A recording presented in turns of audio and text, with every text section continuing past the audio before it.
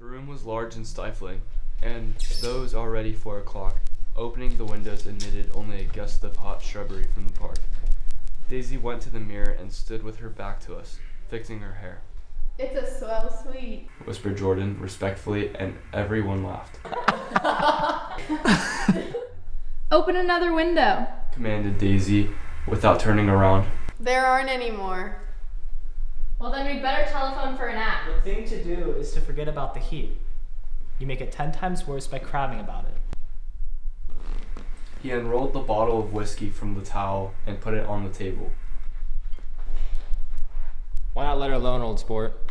You're the one that wanted to come to town, remarked Gatsby. There was a moment of silence. The telephone book slipped from its nail and splashed to the floor, whereupon Jordan whispered, Excuse me. But this time, no one laughed. I'll pick it up, I offered. I got it. Gatsby examined the parted string, muttered in an interested way, and tossed the book on a chair. That's a great expression of yours, isn't it? Said Tom sharply. What is? All this old sport business? Where'd you pick that up? Now see here, Tom. Said Daisy, turning around from the mirror. If you're gonna make personal remarks, I won't stay here a minute. Call up and order some ice for the mint julep. As Tom took up the receiver, the compressed heat exploded into sound, and we were listening to the portentous chords of Mendelssohn's Wedding March from the ballroom below. Imagine marrying anybody in this heat. Still, I was married in the middle of June. Daisy remembered. Somebody fainted. Who is it that fainted, Tom? Bloxy. He answered shortly. A man named Bloxy. Bloxy. He sold boxes, that's a fact. And he was from Bloxy, Mississippi. They carried him into my house because we lived just 2 doors from the church. He stayed 3 weeks until Daddy told him he had to get out. The day after he left, Daddy died. After a moment, she added as if she might have sounded irreverent. There wasn't any connection. I used to know Bill Bloxy from Memphis. I remarked. That was his cousin. I knew his whole family history before he left. He gave me an aluminum putter that I use today. The music had died down as the ceremony began, and now a long cheer floated in at the window, followed by intermittent cries of, Yeah, yeah, yeah, and finally by a burst of jazz as the dancing began. We're getting old. If we were young, we'd rise and dance, said Daisy. Remember Bloxy? Jordan warned her. Where'd you know him, Tom? Bloxy. He concentrated with an effort. I didn't know him. He was a friend of Daisy's. He was not. I'd never seen him before. He came in the private car. Well, he said he knew you. He said he was born in Louisville. Asa Bird brought him around at the last minute and asked if we had room for another. Jordan smiled. He was probably bumming his way home. He told me he was the president of your class at Yale. Tom and I looked blankly at each other. Bloxy? First place, we didn't have any president. Gatsby's foot beat a short, restless tattoo, and Tom eyed him suddenly. By the way, Mr. Gatsby, I understand you're an Oxford man. Not exactly. Oh yes? I understand you went to Oxford. Yes, A pause, then Tom's voice incredulous and insulting. You must have gone there about the time Bloxy went to New Haven.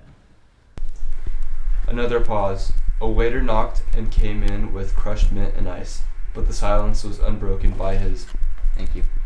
I told you I went there. I heard you, but I'd like to know when. It was in 1919. I only stayed for 5 months. That's why I can't really call myself an Oxford man. Tom glanced around to see if we mirrored his unbelief. It was an opportunity they gave to some of the officers after the armistice. Said Gatsby. We could go to any of the universities in England or France. I wanted to get up and slap him on the back. I had one of those renewals of complete faith in him that I had experienced before. Daisy rose, smiling faintly. Open up the whiskey, Tom. She ordered. And I'll make you a mint julep. Then you won't seem so stupid to yourself. Look at the mint. Wait a minute. Snapped Tom. I want to ask Mr. Gatsby one more question. Go on. Gatsby said politely. What kind of a row are you trying to cause in my house anyhow? They were out in the open at last, and Gatsby was content. He's not causing a row. Daisy looked from one to the other. You're causing a row. Please have a little self-control. Self-control? I suppose the latest thing to do is to sit back and watch Mr. Nobody from nowhere make love to your wife. Well, if that's the idea, you can count me out. Nowadays, people begin by sneering at family life and family institutions, and next they'll throw everything overboard and allow intermarriage between black and white. Flushed with his impassioned gibberish, he saw himself standing alone on the last barrier of civilization. We're all white here, Murmured Jordan. I know I'm not very popular. I don't give big parties. I suppose you've got to turn your house into a pigsty to have any friends in the modern world. Angry as I was, as we all were, I was tempted to laugh whenever he opened his mouth. The transition from libertine to prig was so complete.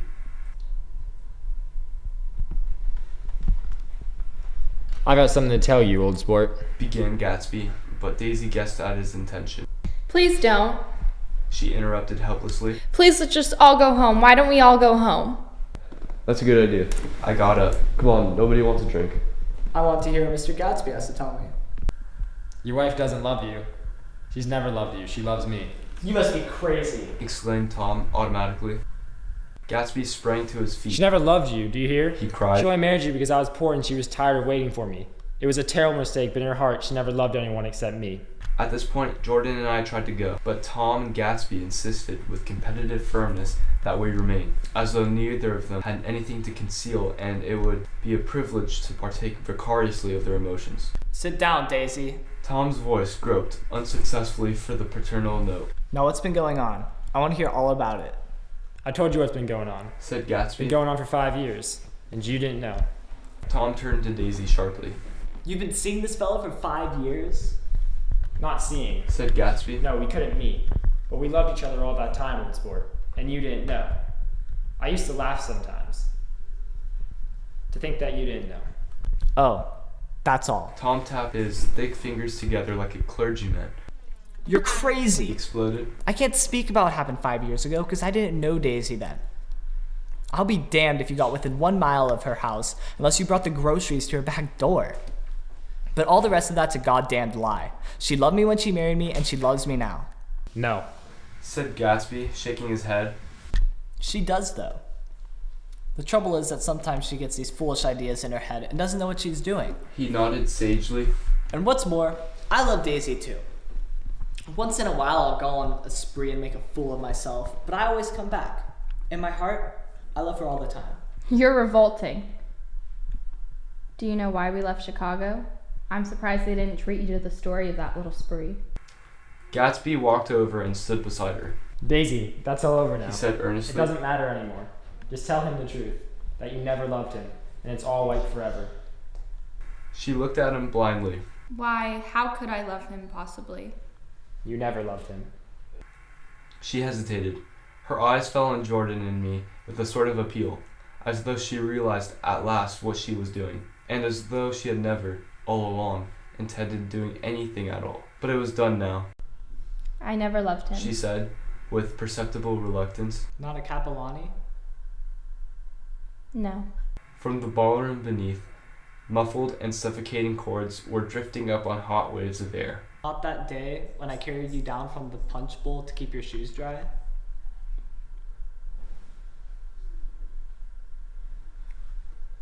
Daisy? Please don't. Her voice was cold, but the rancour was gone from it. There, Jay. She said, but her hand, as she tried to light a cigarette, was trembling. Suddenly, she threw the cigarette and the burning match on the carpet. Oh, you want too much. She cried. I love you now, isn't that enough? I can't help what's past. She began to sob. I did love him once, but I love you too. Gatsby's eyes opened and closed. You love me too? He repeated. Even that's a lie. Said Tom savagely. Daisy didn't know you were alive. Why, there are things between Daisy and me that you'll never know. Things that we can never forget. The words seemed to bite physically into Gatsby. I want to speak to Daisy alone. He insisted. She's all excited now. Even alone, I can't say I never loved Tom. She admitted. It wouldn't be true. Of course it wouldn't. Agreed Tom. She turned to her husband. As if it mattered to you. Of course it matters. I'm gonna take better care of you from now on. You don't understand. Said Gatsby. You're not going to be taking care of her anymore. I'm not. Why's that? She's leaving you. Nonsense. I am, though. she said with a visible effort. She's not leaving me. Tom's words suddenly leaned down over Gatsby. Certainly not for a common swindler who'd have to steal the ring he put on her finger. I won't stand this. Cried Daisy. Oh, please, let's get out. Who are you anyhow? Broke out Tom. You're one of that bunch that hangs around with Meyer Wolfsheim. That much I happen to know. I made a little investigation into your affairs. I'll carry it further tomorrow. You can suit yourself about that, old sport. Said Gatsby steadily. I found out what your drugstores were. He turned to us and spoke rapidly. He and Wolfsheim bought up a lot of side street drugstores here and in Chicago and sold grain alcohol over the counter. That's just one of his little stunts. I picked him as a bootlegger the first time I saw him. I wasn't far wrong. What about it? Said Gatsby politely. Your friend Walter Chase wasn't too proud to come in on it. And you left him in the lurches, didn't you? You let him be in jail for a month over in New Jersey. God, you ought to hear Walter on the subject of you. He came us dead broke. He was very glad to pick up some money, old sport. Don't you call me old sport. Cried Tom. Gatsby said nothing. Walter could have you up on the betting laws too, but Wolfsheim scared him into shutting his mouth. That unfamiliar yet recognizable look was back again in Gatsby's face. That drugstore business is just small change. But you've got something on now that Walter's afraid to tell me about.